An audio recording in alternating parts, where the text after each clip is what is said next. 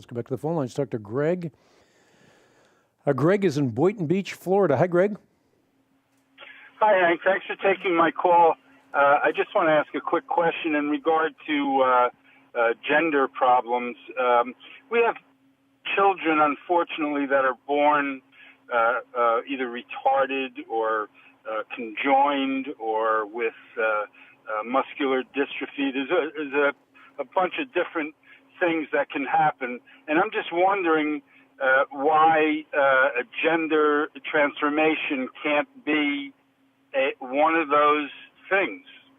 Well, I think, first of all, we're engaged in a social experiment that has been foisted on the public by the cultural elite, and that with vast rapidity, without doing the proper kinds of studies or without properly looking at the data. For example, identical twins contain 100% of the same DNA from conception and are exposed to the same prenatal hormones. And so if the genes or the prenatal hormones contributed significantly to transgenderism, we would expect both twins to identify as transgender close to 100% of the time. But the doctor that I was referring to at the opening of the broadcast, Dr. Michelle Cretella, points out that in the largest study of twin transgender adults, this was published by Dr. Milton Diamond in 2013, only 28% of identical twins both identified as transgender. 72% of the time they differed. The 28% of identical twins both identified as transgender. This actually suggests a minimal biological predisposition, which means transgenderism will not manifest itself without outside non-biological factors also impacting the individual during his lifetime. So when we start to strip away gender identity from biology, we should expect some big problems.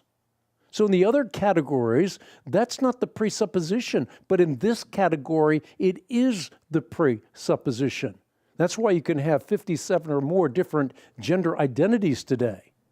That's why now this rush to judgment on anyone that uses a he or she pronoun.